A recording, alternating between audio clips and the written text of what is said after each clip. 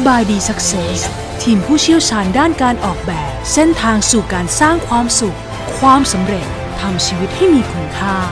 ที่ดีกว่าเดิมเริ่มต้นวันนี้เริ่มต้นออกแบบความสุขความสำเร็จไปพร้อมกับเราที่นี่สบายดีสักเซส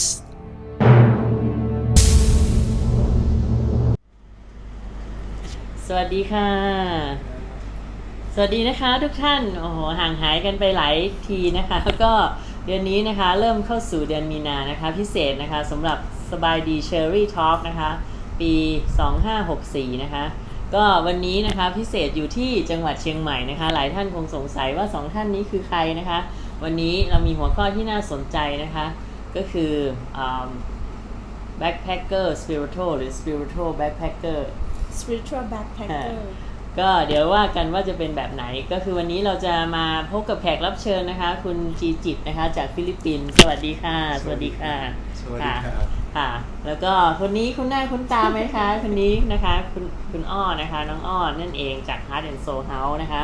ซึ่งเขาเรียกว่าเป็นพิธีกรเขาเรียกว่าเป็นพิธีกรคู่รับเชิญวันนี้จะมีทำหน้าที่ล่ามนะคะวันนี้มาทำหน้าที่เป็นล่ามช่วยพี่เชอรี่สนับสนุนนะคะเนื่องจากว่าช่วงนี้นะคะเชอรี่ก็ได้มาเดินทางมาค้นหาจิตวิญญาณที่เชียงใหม่นะคะแล้วก็พบว่าหลายครั้งที่นี่นะคะมีอะไรสิ่งหลายอย่างน่าสนใจถึงแม้เชียงใหม่เราจะคุ้นเคยกันอยู่แล้วแต่อย่าหารู้ไม่นะคะมันมีอะไรที่ลึกนี้ที่เชียงใหม่ที่คุณไม่รู้นะคะอย่างเช่นอย่างตอนนี้จริงๆแล้วเชียงใหม่ก็เป็นเมืองท่องเที่ยวนะคะแน่นอนต้องมีแบ็คแพคเกอร์มีนักท่องเที่ยวมากมายแต่ช่วงนี้นะคะเชียงใหม่เงียบสงบนะคะเป็นอย่างมากนะคะไปเที่ยวที่ไหนก็ปลอดคนนะคะโดยเฉพาะคนไทยก็ยังไม่ค่อยมีก็ช่วงนี้ก็เข้าใจว่าสถานการณ์เรื่องของไวรัสนะคะก็ยังมีเรื่องของรอบ2ปีนี้ก็คงยังต้องใช้ชีวิตด้วยความระมัดระวังกันต่อไปนะคะวันนี้ที่วันนี้เชอรี่พบมาแขกรับเชิญเนี่ยเป็นพิเศษเพราะว่าอะไรคือหลายคนคงรู้ว่าเชียงใหม่ก็เป็นแหล่งรวมของแบ็คแพคเกอร์จากทั่วโลกนะคะคุณจีจิตนะคะก็เป็นแบ็คแพคเกอร์ท่านหนึ่งแต่ว่าประวัติชีวิตอะไรต่างๆน่าสนใจโดยเฉพาะเรื่องจิตวิญญาณด้วยนะคะเราจะได้เรียนรู้อะไรจากจิตวิญญาณของแบ็คแพคเกอร์ท่านนี้เดี๋ยวยังไงเรามาติดตามชมกันนะคะก็ใครที่ยังไงช่วงนี้นะคะเจอสบายดีเชอรี่ทอล์กก็ฝากกดไลค์กดแชร์แล้วก็คอมเมนต์แนะนำติชมได้นะคะค่ะก็วันนี้เรามาเริ่มเรื่องเลยดีกว่านะคะทำไมวันนี้เชอรี่ถึงเชิญมิสเตอร์จีจิตมานะคะเดี๋ยวให้เขาแนะนำตัวเองดีกว่า so what's your name again My name is Jijit Sulit My friends call me Jijit for short so you come from Philippines I'm from the Philippines from Manila the capital Manila how many years you stay here in Chiang Mai 2 years but I had been on and off of Thailand I love the country but I'm in love with Chiang Mai ค่ะเดี๋ยวน้องอ้อขอน้องอ้อแปลนิดนึงค่ะเขาชื่อจีจิตนะคะชื่อเล่นชื่อจีจิตนะคะแล้วก็มาจากฟิลิปปินส์เมืองมะนิลาก็คือเป็นเมืองที่เป็นเมืองหลวงของประเทศฟิลิปปินส์เนาะแล้วก็อยู่ที่นี่มาหลายปีแล้วค่ะเยี่ยมเลยนะคะก็ถ้างั้นเดี๋ยวเราอยากให้เขาแนะนำตัวว่าเขาเป็นใครมาจากไหนแล้วทำไมมาจบที่เชียงใหม่เอานี้ก่อนค่ะ So would you please introduce yourself to the audience and why it has to be Chiang Mai where do I start perhaps Chiang Mai chose me I've been backpacking for maybe 8-9 years now I do this with very little money with no home and the only property I have are the stuff that fit into my backpack ก็คือว่าก็คือว่าเขาเนี่ยได้แบบแบ็คแพ็คมาหลายปี 8-9 ปีนะคะแล้วก็ด้วยกระเป๋า1ใบนะคะแล้วก็สุดท้ายอาจจะเป็นเชียงใหม่ก็ได้ที่เลือกเขาให้มาอยู่ที่นี่Interesting. Okay. Please continue. I find out, at least lately, that I always end up in places that I do not plan for, but I find out that I'm actually needed to serve a purpose. And I believe Chiang Mai has done that as well.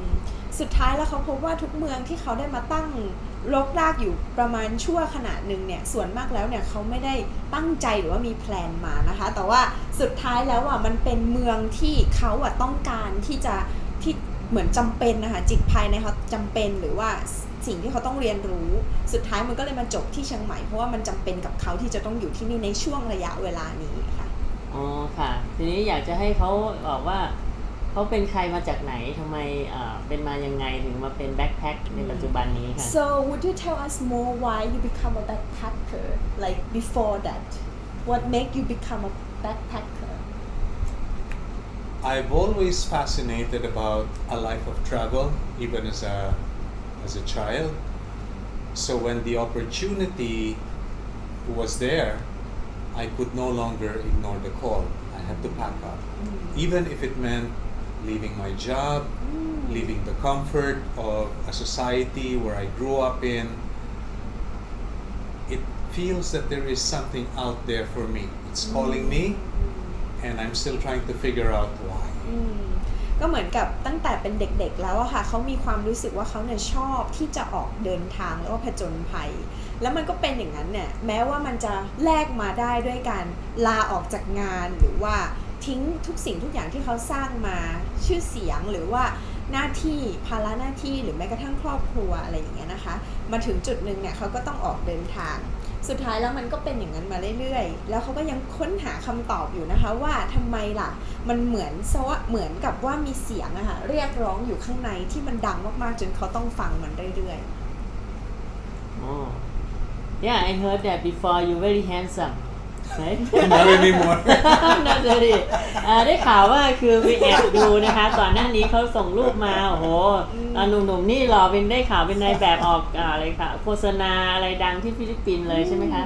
เดี๋ยวคุณอ้อลองถาม So you were like you were like a little bit of celebrity you have a nice job you have a nice life and you become a little bit well known among Philippine society isn't it Yeah. In a way, I was fortunate because after university, I landed a job at the Philippine National Oil Company. It's a big corporation, and it provided. I had a car, I had a well-paying job. My father gave me an apartment. I had a girlfriend. I was invited to some events, and I did a few TV and print commercials.It was a good life. I would say that, yeah, it was fun. ค่ะก็คือเขาเหมือนกับเล่าชีวิตในอดีตตอนที่อยู่ในฟิลิปปินส์นะคะว่าเป็นชีวิตที่สวยงามเลยทีเดียวนะคะหลังจากเรียนจบมหาวิทยาลัยก็ได้งานที่ดีเขาได้รับเหมือนกับได้รับข้อเสนอที่ดีมากๆก็คือมีทั้งเงินที่ดีมีอพาร์ตเมนต์นะคะคุณพ่อก็ได้ซัพพอร์ตอพาร์ตเมนต์แล้วก็บริษัทเนี่ยก็ให้รถยนต์มาใช้อะไรอย่างเงี้ยแล้วสุดท้ายก็ได้มาทำงานเกี่ยวกับสื่อทีวีด้วยนอกจากงานประจำที่บริษัทที่ใหญ่ๆนะคะก็เหมือนกับว่าได้รับชวนไปงานของเซเลบต่างๆอะไรแบบเนี้ยคือตอนนั้นช่วงเวลาที่เขาอยู่ในฟิลิปปินส์หลังจากจบมหาวิทยาลัยเป็นชีวิตที่ดีเลยในความคิดของใครหลายๆคนอะไรอย่างเงี้ยทำไมชีวิตที่ดีแบบนั้นเนี่ยเป็นเหมือนดาราหนุ่มหล่อสาวเยอะทำไมถึงแบบยังไงคะแล้วชีวิตยังไงต่อ So why you quit that lifestyle As fun and as glamorous as it was beginning to feel old, predictable and stale. At some point, I felt the need for a bigger stage, maybe we can say that. And there was no bigger stage than New York, even up to now. New York is still the big apple. So I decided to give up everything I had and see what awaits me in New York. ก็คือเหมือนกับว่าพอชีวิตมันถึงจุดนึงอ่ะมันก็ไม่เหมือนกับว่ามันชนเพดานมันไม่ได้พัฒนาอะไรต่อทุกอย่างมันเหมือนเดิมๆนะคะแล้วก็คาดเดาได้อะไรอย่างเงี้ยแล้วสุดท้ายมันก็ชนเพดานจนเขารู้สึกว่ามันจะต้องมีบางขั้นในชีวิตเขาที่มันจะต้องแบบใหญ่กว่านี้หรือว่าให้เขาได้รู้สึกตื่นเต้นและท้าทายกว่านี้ค่ะเขาก็เลยลาออกจากไลฟ์สไตล์อันเนี้ยแล้วก็ตัดสินใจที่จะไปอยู่นิวยอร์กค่ะSo you decided to leave Philippines and be in New York. Yes, exactly. And I stayed in New York for about 4 years and a half. But something interesting happened. ก็คืออยู่ที่นิวยอร์กประมาณ 4-5 ปีแล้วก็มีบางอย่างน่าสนใจเกิดขึ้น Because New York is highly competitive.People who think they are special in their home countries they go to New York because they think they need a big stage, and when they arrive, they feel that they're very ordinary, that there is nothing special about them, and you have to struggle to survive, to compete for just about every opportunity that is there, and it was very humbling. So I think if you are young and you have a thirst for life, go to New York. Live there for 1 year. Feel it. ก็คือสิ่งที่เขาพยายามจะเล่าให้ฟังก็คือว่าด้วยความที่เขาเนี่ยออกจากฟิลิปปินส์นะคะพี่เชอรี่เพื่อที่จะไปค้นพบตัวเองแบบในแบบลำดับต่อไปที่มันยิ่งใหญ่ขึ้นเขากลับพบสิ่งที่แตกต่างจากเดิมก็คือพอไปถึงเนี่ยจากที่เขาเคยเป็นคนดังในระดับหนึ่งในประเทศฟิลิปปินส์เนี่ยเขากลายเป็นคนที่แสนจะธรรมดาในนิวยอร์กนะคะเพราะทุกๆอย่างมันมีการแข่งขันที่สูงมากนะคะแล้วก็ทุกคนก็พยายามดิ้นรนเพื่อตัวเองแล้วเขาก็เป็นคนหนึ่งที่ได้ดิ้นรนอันนั้นเพื่อตัวเองเพราะฉะนั้นเขาก็เลยฝากไปบอกเด็กๆหรือว่า young generation หรือว่าคนรุ่นใหม่ๆนะคะถ้าเรารู้สึกว่าเราเนี่ยโอ้โหอยากไปเจอชีวิตไปผจญภัยในสเตจที่มันใหญ่ให้ลองไปที่นิวยอร์กดูค่ะน่าสนใจนะคะหลายคนเนี่ยก็เคยใฝ่ฝันเรื่องของนิวยอร์กแล้วก็คิดว่าหลายคนก็เป็นอย่างนั้นคือบางครั้งมันจุดหนึ่งที่ชีวิตเราเหมือนกับมีรถมีบ้านมีครอบครัวที่แสนดีมีแฟนสวยแต่ถึงจุดหนึ่งมันก็รู้สึกเบื่อหน่ายอะไรบางอย่างอย่างบอกไม่ถูกมันเหมือนต้องหวยหาเพื่อต้องไปค้นคว้าไม่รู้ว่าจะไปเขาเรียกว่าสีเสือป่าจระเข้ไหมนะคะเพราะว่าเท่าที่เขาฟังเนี่ยก็คือเขาชีวิตดีเหมือนเป็นหนุ่มหล่อดาราโหสาวสวยลุมล้อมนะคะเป็นคนดังของฟิลิปปินส์ทีนี้ไปอยู่โน่นไม่มีอะไรเลยแล้วยังไงต่อคะเนี่ย So please continue. Well, when I was in New York, it wasn't easy because again, it was a different social structure. I was a brown guy in a white world, and you have to be twice as hardworking as the white guys. You have to be twice as smart to level up with them in the corporate ladder. It's a biased society. It's a white man's country. Let's face it. And you get to know yourself a little more, because especially when I left the good life in the Philippines.I found myself alone in New York. I didn't have friends, I didn't have family, and I really had to wing my survival and at the same time to fight loneliness.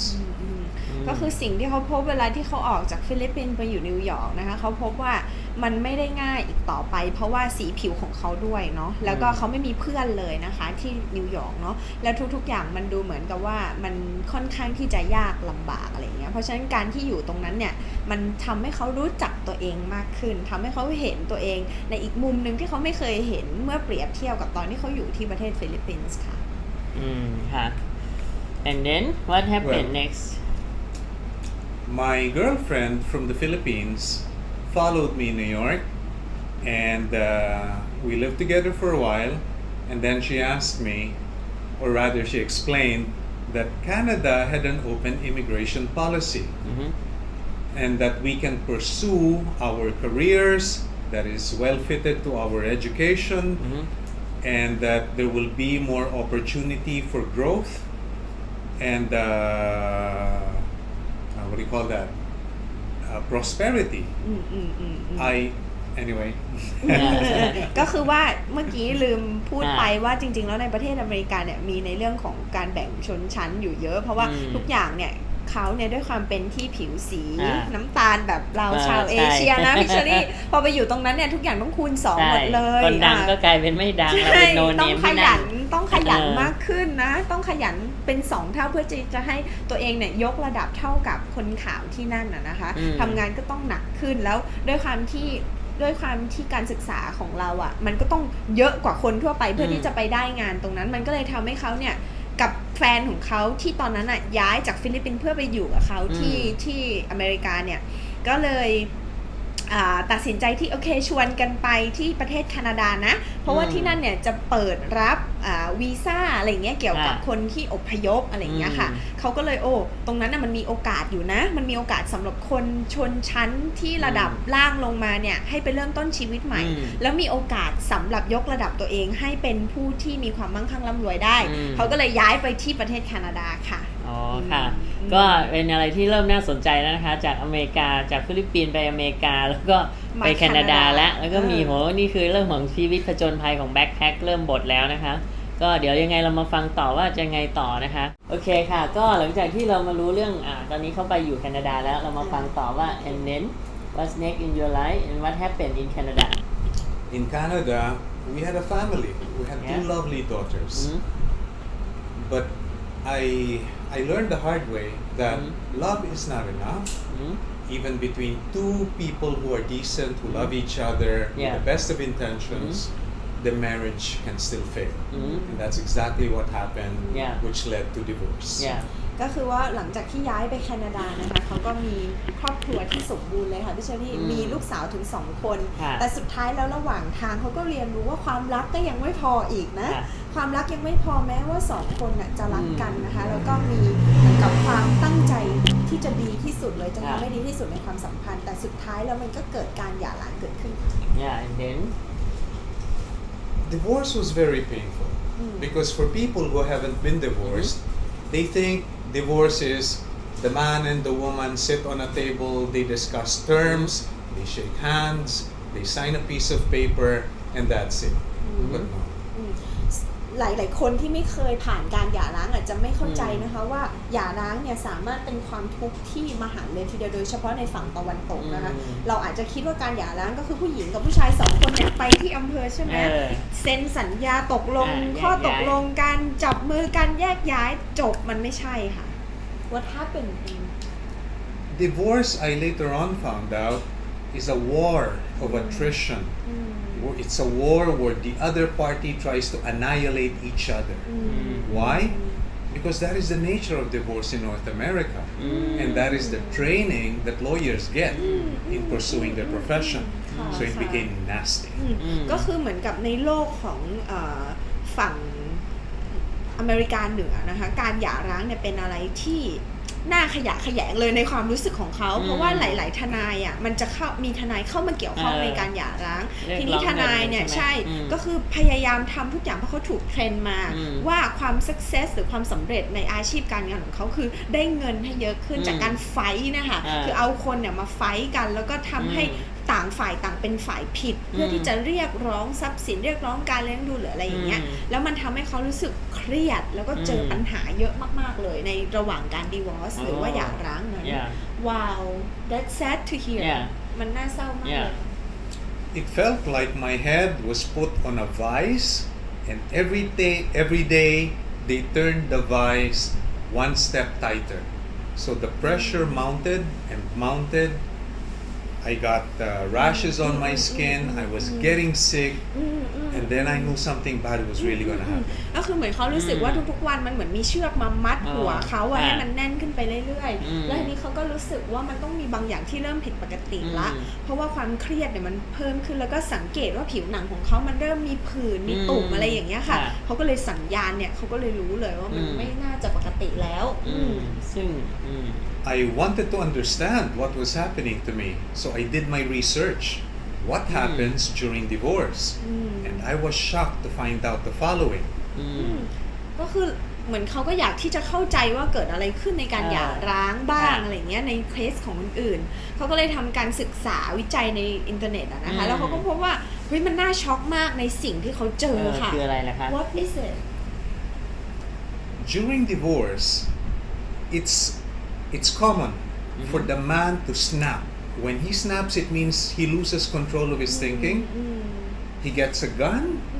he shoots the wife, he shoots the children, and then he shoots himself. The media does not talk about that, but it happens quite often.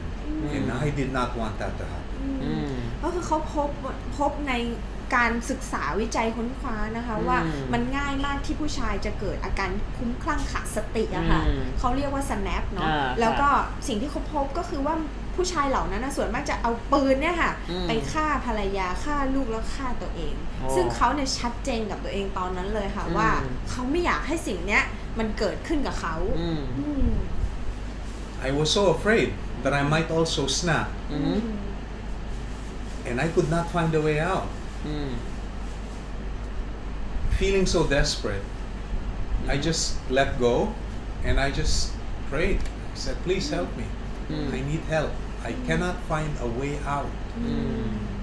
ก็คือเขาว่ากลัวมากค่ะในภาวะนั้นเขากลัวมากว่าเขาคนนั้นแหละจะขาดสติแล้วก็ทำในสิ่งที่เขาไปเจอนะคะแต่ว่าเขาก็ตัดสินใจค่ะพอมันจุดหนึ่งเขาก็รู้สึกว่าเขาต้องปล่อยทุกสิ่งทุกอย่างปล่อยวางปล่อยทุกอย่างแล้วก็ร้องขอความช่วยเหลือจากอะไรที่เขาก็ยังไม่แน่ใจแต่เขารู้ว่ามันเป็นสิ่งที่ใหญ่กว่าตัวเขาก็คือ greater power ที่เขาพูดนะคะว่าตอนนี้เขาไม่ไหวแล้วขอความช่วยเหลือตอนนี้ฉันเนี่ยต้องการความช่วยเหลือ And then I was drawn to conclude because help came in ways you cannot even imagine. First of all, I was fired from the job for telling my boss she was incompetent. And because I was working for the company in good faith, they had to pay me a severance pay by law. And the severance paid allowed me to pay my 4-year debt in full. So miraculously, overnight, I was debt free. So that was one solution to my problem. ก็คือสุดท้ายอะค่ะเวลาที่เขาได้เหมือนซีโร่ราบกับความทุกข์อันนี้ค่ะแล้วก็ขอความช่วยเหลือเขาก็ได้รับความช่วยเหลือจริงๆในวันถัดไปเลยคือความช่วยเหลือแรกค่ะพี่เชอรี่เป็นการเหมือนกับว่าเคลียร์หนี้สินที่เกิดจากการหย่าร้างแล้วก็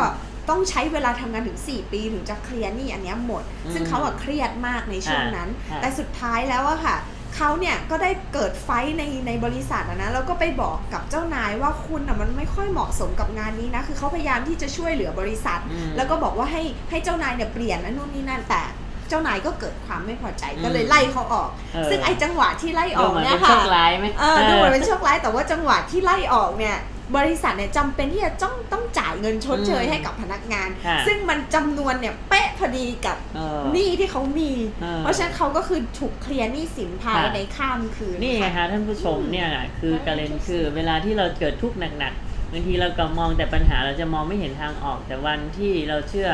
เขาเรียกว่าปล่อยให้ let's go หมายถึงว่าเราก็ค้นหาวิธีการอยู่ปัจจุบันแล้วก็บางสิ่งบางอย่างมหัศจรรย์ก็เกิดขึ้นที่เขาบอกว่าเขาคือการซีโรราบว่าขอพระเจ้าใช่ไหมคะหรือว่าเราจะเรียกว่าจักรวาลหรืออะไรบางอย่างคือช่วยเขาซึ่งอันนี้ก็เป็นเคสที่มันดูแปลกเพราะว่าปรากฏว่าตัวเลขนี่มันตรงกันเดะซึ่งปกติมันไม่จะเป็นอย่างนั้นมันคือสัญญาณบางอันของก๊อดลองดูว่ามีสัญญาณอื่นๆไหมนะคะSo that's the first sign and very impressive because you mentioned outside of the interview that the number is exactly the same ใช่ไหมคะ So what is the next help that you get? Well, to begin with, my debt was $22,000, which could have been paid in 4 years. And the severance pay I got was exactly $22,000. Yeah. So it already told me something that this is not coincidence. And now the second help came. From out of nowhere, I received a plane fare for Switzerland with a hotel accommodation, everything paid for. And this was from someone I already forgot. Many years ago, I helped someone who came to Canada. And we never touched base. But she came back to me and says, Gigit, I have a lot of air miles, so here's a plane ticket to Switzerland. And you can stay at my hotel where I have a spare room. And then I realized the universe really listened to me. And so yes, I was off to Switzerland, away from snapping, which probably saved lives, including mine. It also led me to conclude that if you try your best and could not find a way out, and you let go and you surrender to the greater forces at play, they listen. Not only do they listen, they are more than willing to look after your well-being, to save you, to protect you, to ensure your safety. ตอนนี้สำคัญนะคะเดี๋ยวน้องอ้อแปลยาวนิดนึงนะคะ ทีนี้นะเดี๋ยวเขานะจะย้อนกลับไปพูดข้อหนึ่งใหม่ที่บอกว่าอยู่ๆก็มันมีการเคลียร์หนี้สินให้เขาซึ่งไอ้ความที่ตัวเลขมันตรงอะค่ะพี่เชอรี่มันทำให้เขารู้สึกว่าเขาได้สัญญาณว่ามันไม่ใช่ความบังเอิญอีกแล้วมันเหมือนกับเขาเนี่ยได้รับการดูแลคือมันไม่ใช่แค่ว่าความช่วยเหลือมาแต่ว่ามันเป็นสัญญาณว่าเขาจะได้รับการดูแลอย่างดี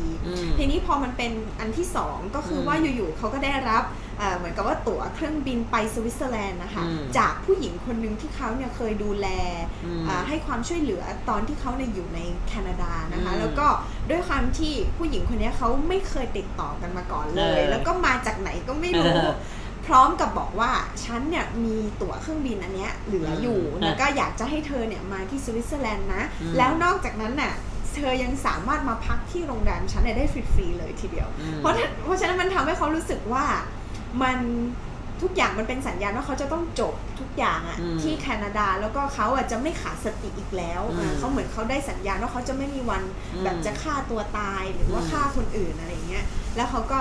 ได้ออกมาจากแคนาดาจริงๆโดยที่ไม่มีหนี้สินเลยเพราะฉะนั้นสิ่งที่เขาเรียนรู้ก็คือนอกจากว่ามันไม่ใช่เรื่องบังเอิญแล้วเนี่ยเขาเนี่ยเชื่อเหลือเกินในตอนนั้นเริ่มมีความเชื่อแล้วว่าจักรวาลพระเจ้าหรืออะไรก็ตามที่คุณจะเรียกถ้าเมื่อไหร่ก็ตามที่คุณยอมปล่อยวางซีโรราบกับพลังงานกับจักรวาลไม่ใช่เพียงแต่ว่าเขาจะช่วยเหลือแต่เขาจะดูแลปกป้องอย่างดีด้วยเพียงแค่คุณอนุญาตIt's so powerful. It is very powerful. In fact, it's so powerful that I really let go. I talked to my universe again, and I said, I trust the process completely. I will let go. Take me where you want to take me. Bring it on. And a series of things started happening. It really felt like someone was listening to me. So in Switzerland, I met someone who invited me to stay for free at his place in Paris, in France. Wow. And all I had to do was say yes, and opportunities were coming. ก็คือว่าเขายังพูดนะคะว่ามันไม่ใช่แค่ว่าจักรวาลช่วยเหลือนะแต่เขารู้สึกว่าเรากำลังสื่อสารกันน่ะมันเหมือนกับว่าเขากำลังฟังเราอย่างตั้งใจแล้วเขาอยากที่จะเข้ามามีความ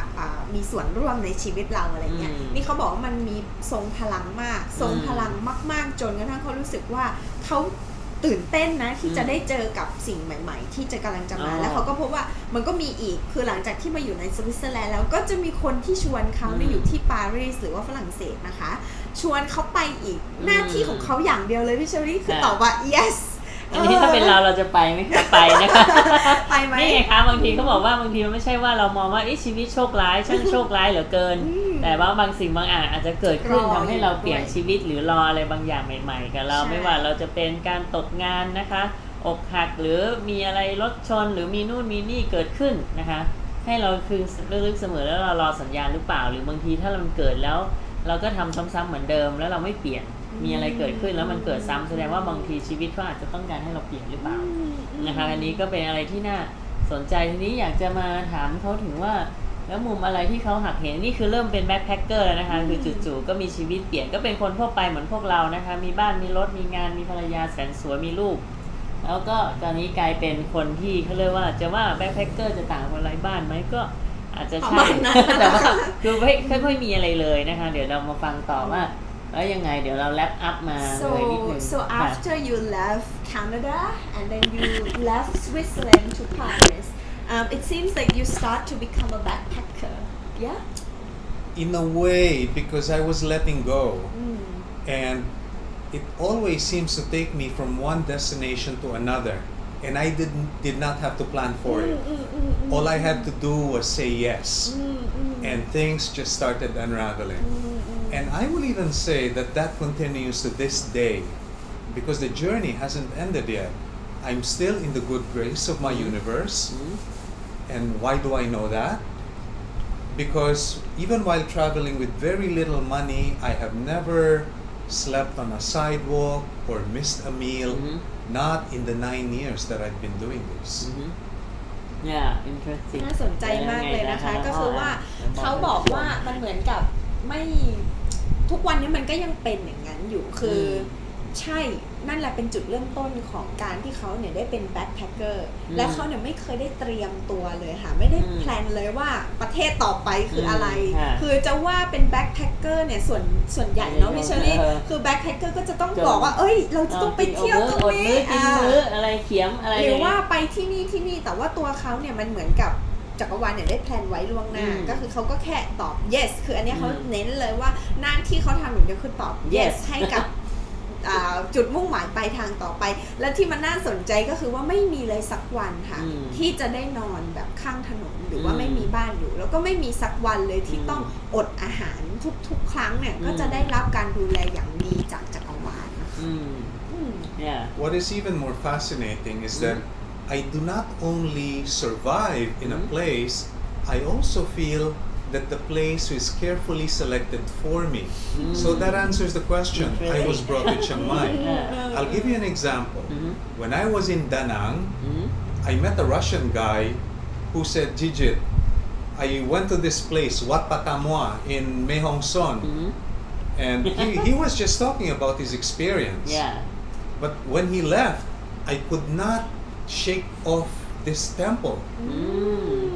And I was excited somehow, even though I didn't know about this temple. And to me, that is how the universe talks to me.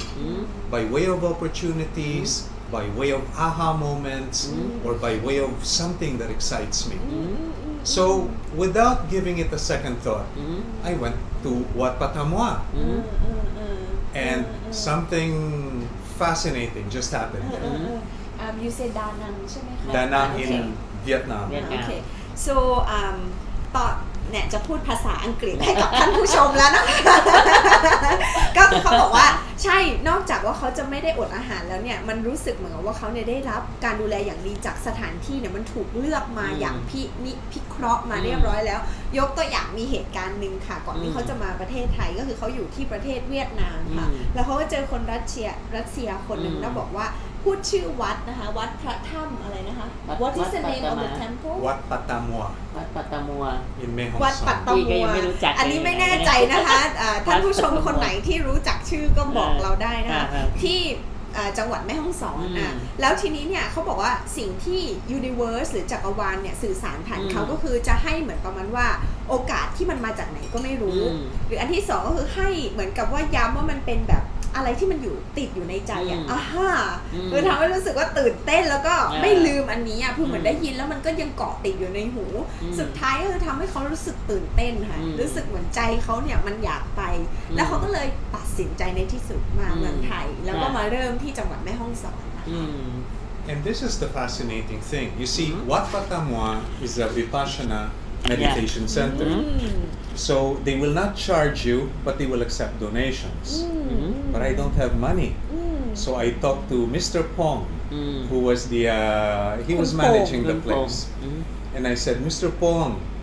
I have no money, but I have web skills.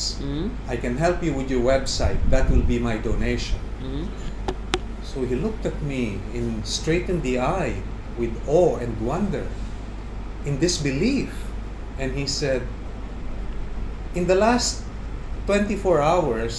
one of the senior monks went up to the mountains to meditate to Kuan Yin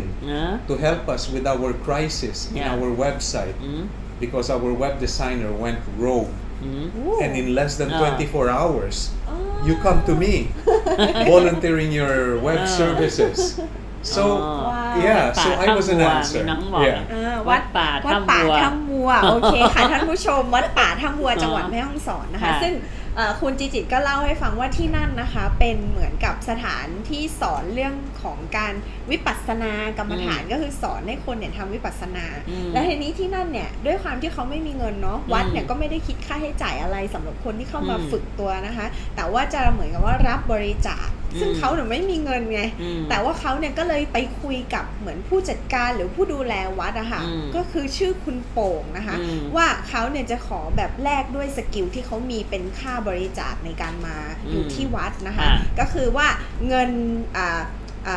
แลกนะคะแลกเป็นช่วยพัฒนาเว็บไซต์ของวัดอะไรประมาณเนี้ย แล้วคุณโป๋เนี่ยก็มองหน้าเขานะคะมองแบบนิ่งๆแล้วก็ด้วยความช็อกนิดนึงอะนะคะเพราะว่าคุณโป๋เนี่ยได้เล่าให้เขาฟังทีหลังว่าเมื่อภายใน24ชั่วโมงที่ผ่านมาเนี่ยมีพระท่านหนึ่งนะคะไปปฏิบัติธรรมบนภูเขานะคะเพื่อที่จะไปปฏิบัติธรรมกับพระแม่กวนอิมนะคะเพื่อที่จะเหมือนกับว่า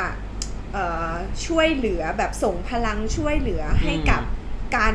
กระบวนการทำเว็บไซต์ของวัดที่มันมีปัญหาเพราะว่าคนทำเว็บไซต์ปัจจุบันเนี่ยเพิ่งจะแบบหนีออกไปหรือว่ามีปัญหาแล้วก็หนีออกไปเลยประมาณ24ชั่วโมงค่ะซึ่งเขาก็ได้เข้ามารับบทบาทแล้วก็แลกเปลี่ยนตรงนี้ซึ่งน่าสนใจเนาะเหมือนว่าแลกสกิล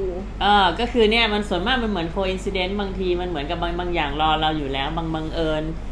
หรือว่าบางทีแต่ว่าทุกทีถ้าเราไม่สังเกตเราจะก็อย่างงู้นอย่างนี้เป็นเรื่องปกติแต่ถ้าเราดูดีๆเนี่ยคือสิ่งภายในหรือก๊อดหรือจักรวาลเนี่ยพยายามจะสื่อสารมาให้เราหรือส่งสัญญาณให้เรารู้ตลอดนะคะเดี๋ยวเรามาคุยกันต่อว่าแล้ววิธีการขอนี่มันเป็นยังไงเผื่อเราจะได้ขอบ้างเนาะค่ะงั้นเดี๋ยวยังไงเดี๋ยวเรามาคุยกันค่ะใครที่ฟังมาถึงตอนนี้นะคะก็ใครมีคำถามอะไรก็ฝากมาถามได้แล้วก็ฝากกดไลค์กดแชร์คอมเมนต์แล้วอย่าลืมนะคะเข้ากลุ่มสบายดี Spiriitual กรุ๊ปนะคะเราจะมีนะคะวิทยากรที่มีความรู้มีบทความต่างๆแล้วโดยเฉพาะอย่างยิ่งตอนนี้นะคะสบายดีนะคะเรามีซีรีส์ใหม่เรียกว่าสบายดีเจอร์นี่โค้ดนะคะเป็นเรื่องของการคัดคำจากหนังสือพระคัมภีร์ตากับคัมภีร์แห่งความเร้นลับบอกเลยนะคะเป็นพระสูตร112วิธีของพระศิวะซึ่งเชอรี่เนี่ยได้ค้นคว้าเหมือนเสาะหาแสวงหาของแบบดีสุดยอดนะคะแล้วก็เรื่องของฝึกตัวเองด้วยแล้วก็อยากจะเผยแพร่ให้ท่านผู้ชมก็เลยมีความตั้งใจที่จะทำซีรีส์ชุดนี้ออกมาใครที่ยังไม่ได้ติดตามชมนะคะอย่าลืมเข้า YouTube สบายดี Channel นะคะหรือว่า Facebook นะคะแล้วก็มันก็มีที่ Key of Light 88ด้วยนะคะค่ะอย่างนี้เดี๋ยวเรามาต่อกันที่ตอนนี้เราเริ่มเข้ามาสู่เรารู้เรื่องราวของเขาแล้วแบ็คกราวด์เริ่มมามหัศจรรย์ของการฟังพระเจ้าทีนี้เรามาต่อกันเลยค่ะว่าแล้วอย่างนี้เป็นยังไงต่อเราทำยังไงเราจะแบบสัญญาณยังไงที่เรารู้ว่ามันก็คือเป็นพระเจ้าช่วยคือมันไม่ใช่การขอแบบทั่วไปอย่างให้คุณอ้อเจาะลึกนิดนึง So how do you differentiate between you communicate with the greater power and waiting and wishing to the good luck to come and serving you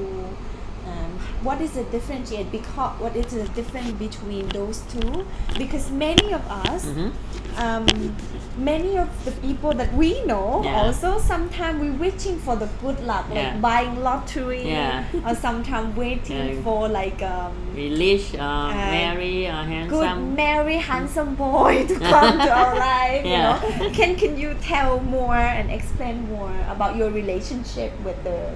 greater power To be honest, I don't think there is a difference. Maybe the difference might lie in the intention. If your intention is for ego, for self-gratification, I'm not sure that works. But if you have tried your best and it's still not working, and your heart is in the right place,and your intention is honest and pure, I see no reason why the heavens, why the universe will not listen to you. In fact, it has come to a point where if I ever wish for anything, I have to be extremely careful because I always get what I wish for. So yeah, careful what you wish for.You might actually get it, so be careful. Oh my god อันนี้เป็นอะไรที่ดีมากค่ะเดี๋ยวจะแปลให้ฟังนะเขาบอกว่าจริงๆแล้วถ้าให้ซื่อสัตย์กับตัวเองเนี่ยมันไม่มีความแตกต่างกันเลยค่ะเพราะว่าจริงๆแล้วถ้าเราเนี่ยใช้หัวใจของเราอะเราตั้งใจด้วยความบริสุทธิ์ใจเนี่ยเขาเชื่อว่ามันจะได้ผลแต่ในขณะเดียวกันก็คือว่าเราต้องระมัดระวังเวลาที่เราขอเพราะว่าถ้าเราได้มันเนี่ยเราจะรับผิดชอบมันได้ไหมแล้วถ้าเราได้มันจริงๆเนี่ยเรามีเพื่อตัวเองเพื่ออีโก้เราหรือเปล่าอะไรเงี้ยหรือว่าสิ่งที่แตกต่างกันก็คือเขาเนี่ยได้พยายามอย่างสุดความสามารถแล้วมันไม่ไหวจริงๆมันไม่ได้รับความช่วยเหลือจริงๆ แล้วเขาก็เลยบอกว่าถ้าการขอแบบเนี้ย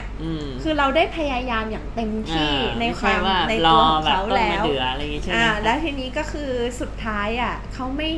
ม่รู้เลยว่าทำไมไม่รู้จะอธิบายยังไงว่าแล้วทำไมสวรรค์หรือว่าจักรวาลจะไม่ช่วยเราถ้าสมมติว่าเราเนี่ยได้พยายามอย่างเต็มที่แล้วก็คืออันนี้เนี่ยเห็นด้วยนะคะในเรื่องของการขอ Universe ก็คือถ้าวันที่เราขอด้วยความโลภอีโก้แน่นอนจักรวาลเขาก็มองว่ามันก็คือมันเหมือนไปส่งเสริมหรือว่ามันไม่ใช่อ่ะก็คือถ้าเกิดเราขอที่ถูกต้องก็คือเราขอเพื่อเหมือนกับเราทำเต็มที่แล้วพยายามสุดกำลังแล้วก็เหมือนซิโรราบแล้วก็ปล่อยแบบว่าขอให้พระเจ้านะคะจักรวาลดูแลเราแล้วเราก็เชื่อว่าเราจะไม่เขาเรียกว่าไม่ขาดแคลนมีกินนะคะเนี่ยอย่างที่เขาบอกคือที่ทึ่งมากก็คือเขาไม่มีตังค์มีเขาบอกว่าแลนด์ลงเมืองไทยมี19เหรียญนะคะคือมาได้นอนโรงแรมฟรีคือก็ต้องมีใช้หัวใช้วิธีการคิดแล้วก็เรื่องของการเจอคนแต่ดีๆสนับสนุนตลอด so I will ask about your more thisก็คืออย่างที่พี่บอกก็คือเขาแบบลงได้ข่าวว่าเมืองไทยมี19เหรียญแล้วเขาอยู่ได้ไงแล้วไม่มีคือบอกว่าไม่เคยนอนข้างถนนคือเขาบอกว่ามันต่างแบ็คแพคเกอร์กับคนแร่ร่อนต่างกันนะคะเดี๋ยวลองมาฟังดูว่ามันต่างยังไง so you mentioned before that you came here with $19 in Thailand yeah yes. so how do you survive and what is the difference between backpacker and homeless person well a backpacker can have a home yeah he just returns to home when he's done backpacking a homeless guy may not necessarily be a backpacker because you might be a man of means who choose not to have a home but you have money but you just travel all year round an example would be the performers like one famous one Sammy Davis Jr. He is world famous but he has no home because he always has to travel around for his singing engagement so I guess that differentiates what is homeless what is a backpacker in my case I am both because I have no means I travel with very little money like as you said I had $19 at some point and I'm also homeless because I gave up home and my property is what fits into my backpack. So what happens? How do I survive? Many ways. To begin with, I already know that the universe, my benevolent universe, will never allow me to skip a meal or to sleep on the sidewalk. I have that assurance. But I still have to do the hard work. I still have to do the due diligence to ensure that does not happen. I cannot just sit down. And normally, okay, so I might start knocking on hotel doors, restaurant owners, talking to them. But usually the help might come from a different source, something that was not in the plan. And I already know that it's a repeating pattern that has become predictable. Which leads me to conclude also that perhaps there is a natural law in place. And if you are in compliance to that natural law, it doesn't matter if you knew about it or you stumbled into it, but if you are in compliance to that, then it has to happen the way the law is structured. In the same way that when Buddha says, I did not become Buddha because I'm special or because I'm gifted, no. I became Buddha because I was in compliance to the natural law. And I think that's a wonderful news for everyone. It means you can be Buddha. Anyone can be Buddha if you are in compliance to that natural law. เริ่มยาวแล้วนะจำ โอ นั้น เค ไหม ค่ะ อันนี้น่าสนใจมากๆนะคะ อย่างแรกเลยที่พี่เชอรี่ถามว่า backpacker กับ homeless ต่างกันยังไง คือในมุมมองของเขาเนี่ยมันมีความต่างอยู่นิดหน่อยก็คือ backpacker เนี่ยจะเป็นกลุ่มคนที่ยังมีบ้านอยู่แต่ว่าอาจจะมีบ้านอยู่แต่ว่าเลือกที่จะเดินทางไปหลายที่แล้วก็จะมีบ้านกลับนะคะแต่ว่า homeless ก็คือเขาอาจจะเลือกที่จะไม่มีบ้านละหรือว่าแบบโดยไม่มีบ้านด้วยเหตุผลปัจจัยอะไรบางอย่างแต่ตัวเขาเนี่ยเป็นทั้งสองอย่างก็คือว่าเขาเนี่ยเป็นทั้ง backpacker แล้วก็เป็น homeless ด้วยนะคะทีนี้เนี่ยด้วยความที่เราถามว่าแล้วอยู่ได้ไงในเงินจำนวน19เหรียญเนี่ยเขาบอกว่าแน่นอนว่ามันไม่ใช่ที่เขาจะไม่ทำอะไรเลยเพราะว่าถ้านั่งรออยู่เฉยๆเนี่ยมันก็ไม่ได้อะไรเขาก็เลย make sure หรือว่าให้แน่ใจว่าตัวเองเนี่ยมีสกิลบางอย่างเพื่อเป็นการแลกเปลี่ยนอะไรเงี้ยซึ่งแน่นอนว่าพอเขาทำด้วยความสุดความสามารถอย่างที่เขาบอกเบื้องต้นเนี่ยเขาก็เลยไม่เคยต้องนอนข้างถนนหรือว่าไม่เคยขาดอาหารเลยแน่นอนว่าเขาอาจจะต้องไปแบบเคาะประตูโรงแรมหรือว่าไปพูดคุยกับเจ้าของโรงแรมอะไรแบบนี้แต่เขาได้พยายามทำอย่างดีที่สุดในจุดที่เขาอยู่แล้วซึ่งมันไปตรงกับกฎของธรรมชาติหรือว่ากฎของจักรวาลอันนึงก็คือว่าเขาบอกว่ามีตัวอย่างพระพุทธเจ้านะคะพระพุทธเจ้าเนี่ยได้เคยกล่าวไว้นะคะแล้วมีคนบันทึกมาว่าท่านเนี่ยเป็นบรรลุถึงนิพพานเนี่ยไม่ใช่เพราะท่านเนี่ยพิเศษกว่าคนอื่นๆแต่เป็นเพราะว่าหนทางเนี้ยมันได้เขาเรียกว่าอะไรพอดีอะไรคือเหมือนมันสอดคล้องประสานกันแล้วมันอยู่ในหนทางที่มันจะต้องไปแล้วท่านเนี่ยดำรงตนของท่านทั้งกายใจจิตเนี่ยอยู่ในเส้นทางนั้นพอดีมันเลยสามารถไปได้ซึ่งเขาในมุมของเขาคือทุกคนเนี่ยสามารถเป็นบรรลุถึงนิพพานได้ไงหากการดำรงของเขาเนี่ยกายใจจิตมันอยู่ในเส้นทางนั้นพอดีซึ่งของเขาเนี่ยการที่เขาเนี่ยรู้สึกว่าเขาได้รับความช่วยเหลือเขาได้มีความเชื่ออันนี้อย่างจริงจังแล้วเขาก็ใช้กายใจจิตของเขามันประสานสอดคล้องกันพอดีมันก็เลยไหลไปโดยที่เขาเนี่ยไม่ต้องกังวลอะไรนะคะค่ะก็อันนี้คือน่าสนใจมากที่พี่ถามว่าเพราะว่าจริงๆแล้วก็คือพี่สอบถามเขามาแล้วก็คือเขาเนี่ยก็คือขายทุกอย่างก็คือไม่มีอะไรแล้วไม่มีจุดเขาเรียกว่าไม่มีตั้งเป้าทำงานนะคะไม่มีบ้านไม่มีรถไม่มีอะไรเลยมีตังค์แค่19เหรียญแล้วก็ใช้ชีวิตอยู่กับปัจจุบันจริงๆนะคะอยากจะให้น้องอ้อเจาะถามตรงนี้ก็คือก็แล้วทำคือคนส่วนมากอ่ะจะต้องเหมือนเซฟอย่างเช่นเราตุนอาหารเราต้องมีความเซฟปลอดภัยมีบ้านมีรถมีอะไรแล้วเขาอยู่ได้ยังไงในชีวิตแบบนี้ที่ต้องไม่เอาอะไร you know like everybody like normal people they will feel like they need to reserve something to keep something to feel safe to feel secure we would like to hear about your thought and your perspective on you know the feeling of security if you don't belong anything like nothing belongs to you how do you feel safe okay this did not happen overnightสิ่งนี้นะคะทุกคนไม่ได้เกิดขึ้นเพียงชั่วข้ามคืนค่ะ I started off just like everyone else who had to keep who had to feel secure who had to worry about the future but if you are mindful enough if you are aware you will see you will be drawn to the conclusion that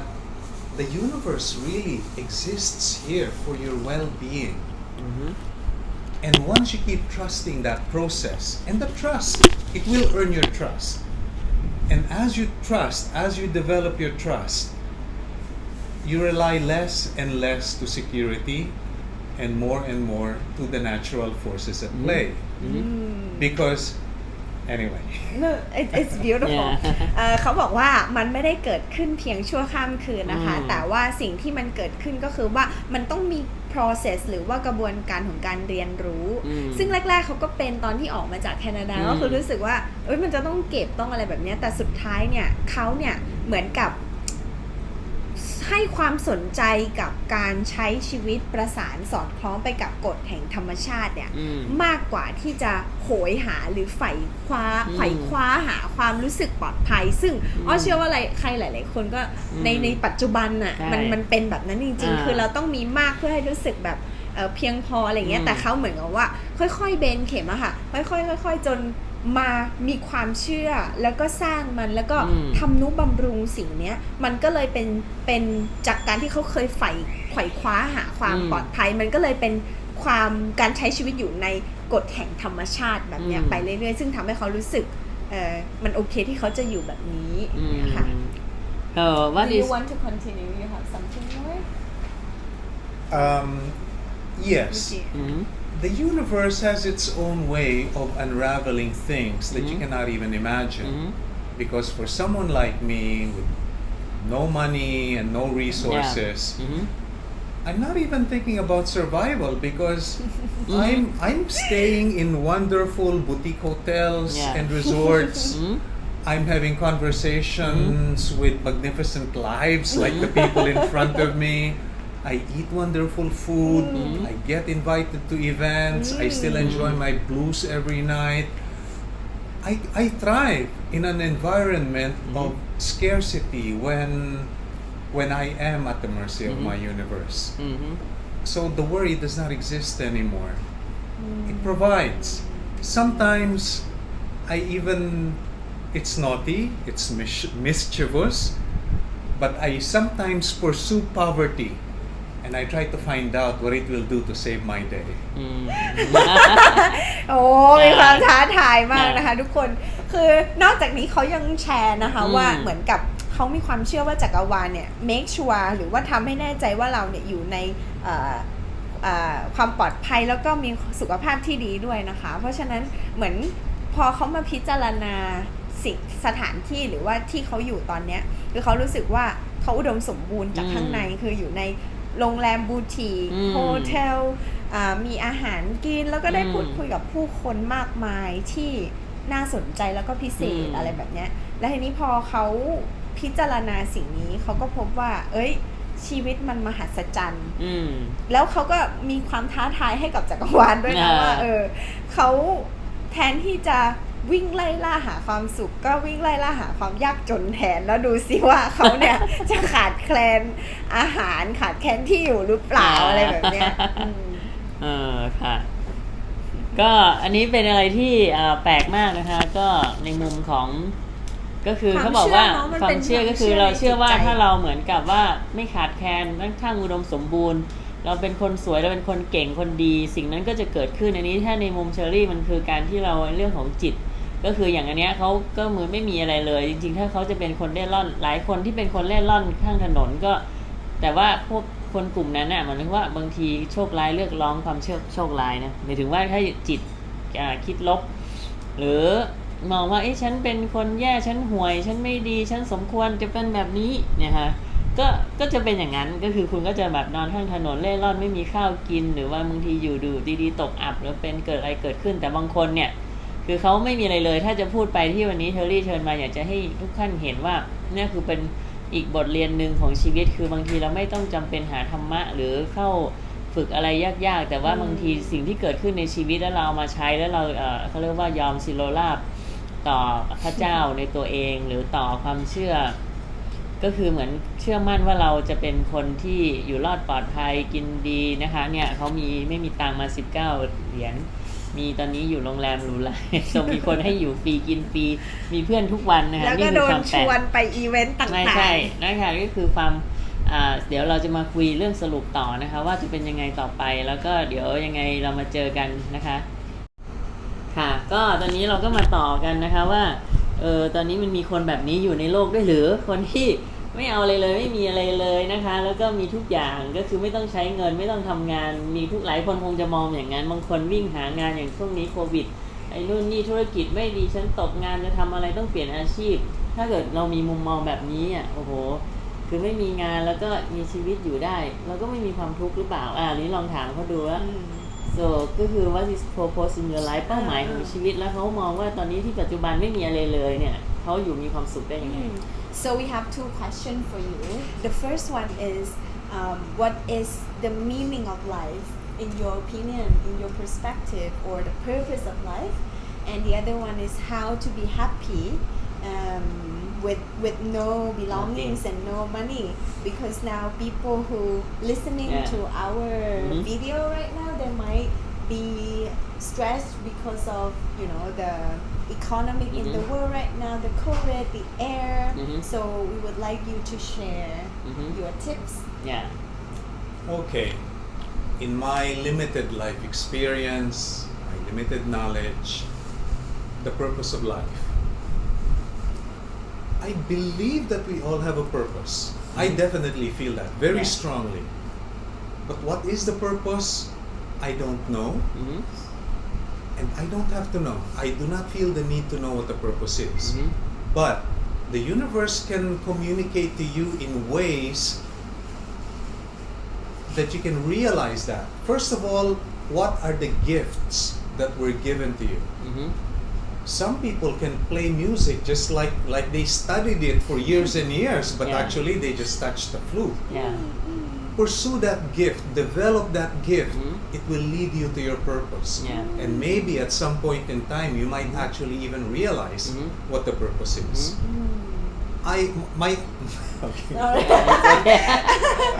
เนี่ยเป็นธรรมชาติของการแปลนะคะเดี๋ยวจะเบรกทัน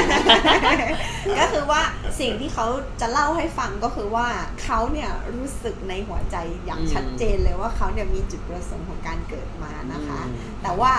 บางทีเขาก็ไม่ได้รู้มันแบบจริงๆหรอกว่ามันคืออะไรแล้วเขาก็ไม่จำเป็นต้องรู้ด้วยแต่ว่าสิ่งหนึ่งที่เขารู้ก็คือว่าด้วยความรู้ที่มันจำกัดด้วยประสบการณ์ที่มันจำกัดที่มันเป็นส่วนตัวของเขาเนี่ยเขารู้สึกว่าเขาเนี่ยและทุกๆคนอ่ะมันมีพรสวรรค์บางอย่างที่ถูกมอบให้มามันจะทำให้เราแตกต่างเมื่อไหร่ก็ตามที่เราอ่ะได้ทำรู้บำรุงของขวัญที่เราได้มานั้นอ่ะรับสกิลรับมีดไปเรื่อยๆจนวันหนึ่งเนี่ยเราจะได้ใช้มันจริงๆเพื่อที่บางทีมันอาจจะส่งผลให้เราได้เห็นถึงจุดประสงค์ของการมีชีวิตหรือว่าความหมายของชีวิตก็ได้เขายกตัวอย่างนะคะเช่นคนที่เล่นดนตรีเนาะหลายๆคนอาจจะเห็นคนที่เล่นดนตรีแล้วรู้สึกว่ามันมีเสน่ห์มันมหัศจรรย์มากเลยแล้วเขาเหมือนเกิดมาเพื่อทำสิ่งนี้อะไรทั้งที่เขาอาจจะเพิ่งได้เรียนรู้มันในเวลาที่แบบสั้นๆหรือเช่นฟลูตอะไรอย่างเงี้ยเวลาที่สั้นๆก็ได้อะค่ะplease continue. All right. I can answer that first question in an hour, but we have time constraints. The second question is happiness. All right. Despite the unpredictable times of COVID, or even the burning here, I'd like to think that happiness, sadness, misery, these are choices we make. So outside forces cannot make you feel any other way than what you choose to feel. It's a choice you make. I'll give you a very extreme example. Let's say you are a concert pianist. You have celebrity, you have fame, you have power, you have reputation because of your wonderful fingers on the piano. But let's say you suffered a car accident and your fingers were crushed. People, if you are not mindful, if you are not aware, if you will just autopilot into a reaction, you either commit suicide, take refuge in the bottle, be an alcoholic, or just be a loser and sulk in your own corner. But if you realize, if you are aware, if you are mindful that the bottle, the suicide, these are just one or two of many exercisable options. That maybe one of the exercisable option is I cannot play my piano anymore. I lose my money. I lose my celebrity. But I have a good singing voice. Okay, so tomorrow it gives me a chance to develop my singing voice. I'll take up voice lessons tomorrow. That is an extreme example, but only to underscore that happiness and sadness and misery and all these are choices we make. สวยงามมากนะคะก็คือเขาบอกว่า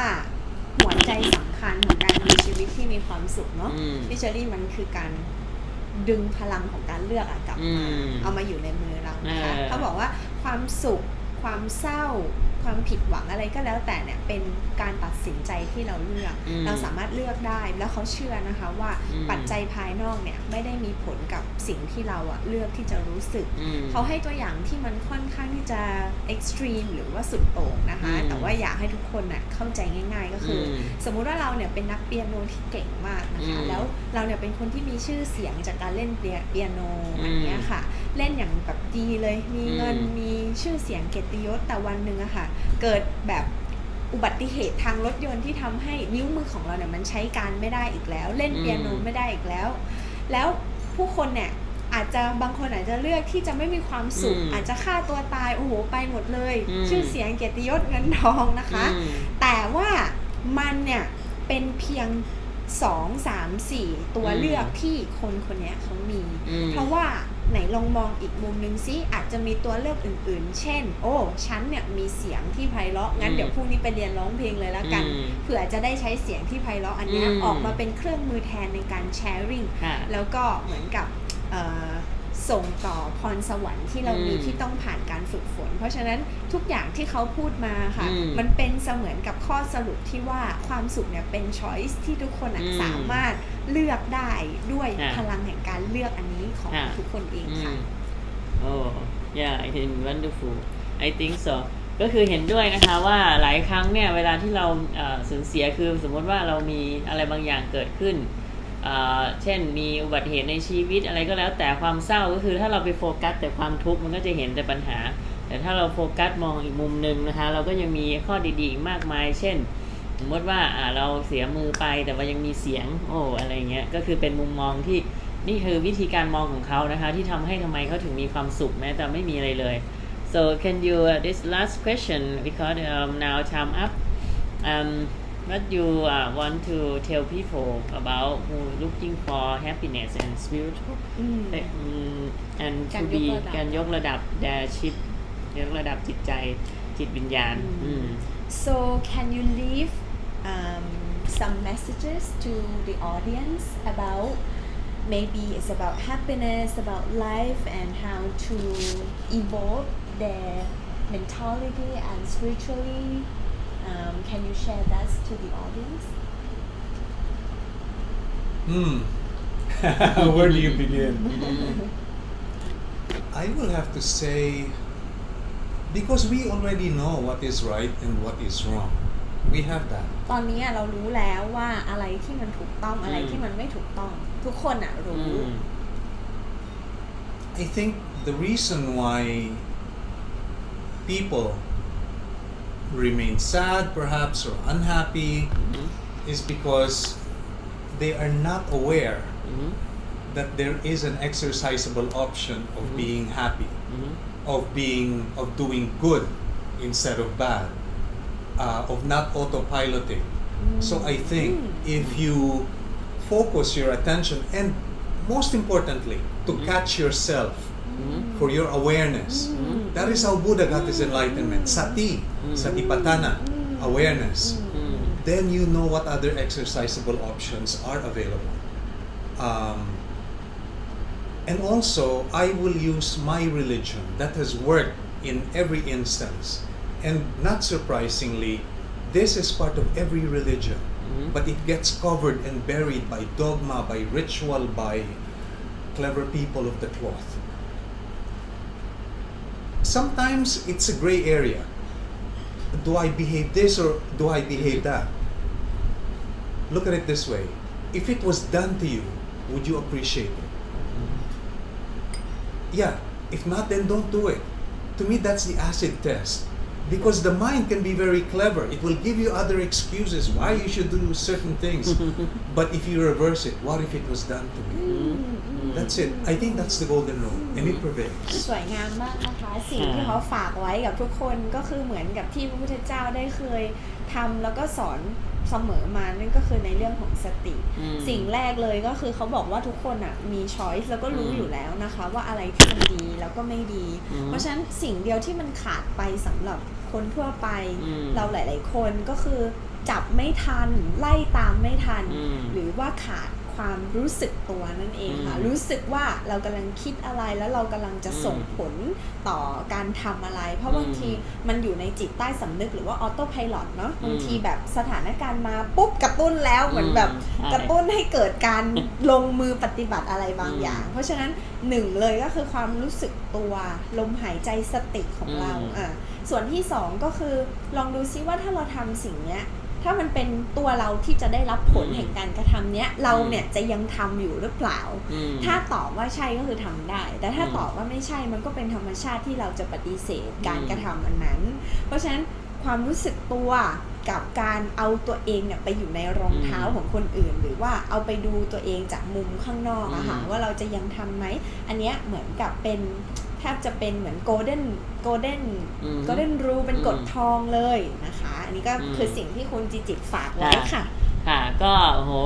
น่าสนใจมากเลยนะคะมีหลายอย่างวันนี้จริงยังมีสัมภาษณ์อะไรคือเตรียมไว้เยอะมากแต่ยังไม่หมดสงสัยจะต้องมีภาค 2ต้องมีภาค 2แล้วค่ะแล้วก็ต้องถ้าเหมือนกับว่าถ้าใครแบบรู้สึกได้อะไรเยอะจากไลฟ์นี้นะให้ทุกคนคอมเมนต์แล้วก็ค่ะแล้วคอมเมนต์ก็ฝากแชร์มานะคะก็ เนื่องจากเวลาเดี๋ยวนี้เราจะหมดแล้วก็คือวันนี้นะคะก็จะขอบอกว่าหวังว่าทุกท่านเนี่ยก็คงจะได้อะไรบางอย่างคือวันนี้จริงเชอรี่ตั้งใจเป็นสเปเชียลก็คือน่าจะเป็นคนต่างชาติคนจิตวิญญาณครั้งแรกนะคะแต่ว่าจริงๆอาจจะมีหลายท่านจริงๆแล้วมีคนที่น่าสนใจอยู่ที่นี่เยอะก็เดี๋ยวทางสบายดีนะคะเชอรี่ทอล์กจะทยอยนะคะนำมาแล้วอาจจะต้องขออะไรนะพิธีกรไม่ใช่translator รับเชิญกิติมศักดิ์นะคะมาเป็นพิธีกรประจำมานะคะสาขาเชียงใหม่นะคะโอ้โหได้ตำแหน่ง จะได้ ทันทีเลย จะได้มาแบบว่าช่วยกันแนะนำหาคนดีๆนะคะที่น่าสนใจมุมมองที่วันนี้อยากสื่อก็คือการฝึกจิตไม่ว่าคุณจะเป็นใครอยู่ที่ไหนเนี่ยสามารถทำให้คุณเข้าถึงสภาวะก็คือจริงๆแล้วมันคือความสุขการที่เรามีความสุขอยู่กับปัจจุบันนะคะไม่มีทุกข์โดยเฉพาะอย่างการใช้ชีวิตเนี่ยเป็นไปได้ด้วยหรือที่พวกเราเนี่ยมุ่งมั่นนะคะต้องหาเงินหางานแล้วก็สร้างบ่วงให้ตัวเองมีลูกมีบ้านมีรถมีเต้าต่างๆมีลูกแล้วก็ไปไหนไม่ได้นะคะเหมือนโดนจำกัดศักยภาพกับคนนี้เขาไม่เอาเลยแล้วก็คือลิฟอยู่กับปัจจุบันจริงๆมันมีเรื่องอื่นที่น่าสนใจเดี๋ยวสงสัยคงต้องต่อตอนหน้านะคะ ก็ยังไงฝากนะคะวันนี้สบายดีเชอรี่ทอล์กนะคะคงต้องหมดเวลาไปก่อนฝากทุกท่านนะคะอย่าลืมนะคะติดตามชมกดไลค์กดแชร์ไปให้เพื่อนๆแล้วก็เข้ากลุ่มสบายดี Spiriitual เราก็ยังมีเนื้อหาน่าสนใจคอนเทนต์ใหม่ๆมากมายโดยเฉพาะปีนี้นะคะมิชชั่นใหม่นะคะสำหรับสบายดีนะคะเขาเรียกว่าปัญญายาน 2021 นะคะใครที่ยังไม่ได้ชมก็ลองเข้าไปชมดูนะคะวันนี้ก็คงต้องขอลาท่านผู้ชมไปก่อนแล้วยังไงพบกับสบายดีเชอรี่ทอล์กเขาน่าจะสัญจรไปไหนพบใครนะคะวันนี้คิดว่าทุกท่านคงจะได้รับข้อมูลนะคะที่น่าสนใจจากเขาเรียกว่า backpacker spiritual หรือ spiritual Spiriitual backpacker backpacker เกณฑ์นะคะก็ขอขอบคุณนะคะคุณจิตนะคะจาก backpacker นะคะกิติมศักดิ์จากฟิลิปปินส์นะคะแล้วก็คุณอ้อนะคะ Heart and Soul House ปกติคุณจิตก็จะอยู่ที่โรงแรมนวัสรันโฮเทลนะคะซึ่งจริงๆแล้วก็ช่วงนี้เชียงใหม่ปิดหมดใครที่อยากพูดคุยยังไงก็ติดต่อผ่านสบายดีได้แล้วเดี๋ยวยังไงเจอกันนะคะก็วันนี้คงลาท่านผู้ชมไปก่อนขอให้ทุกท่านมีความสุขนะคะแล้วก็ได้รับสิ่งดีๆจากสบายดีเชอรี่ทอล์กแล้วพบกันใหม่นะคะสวัสดีค่ะสวัสดี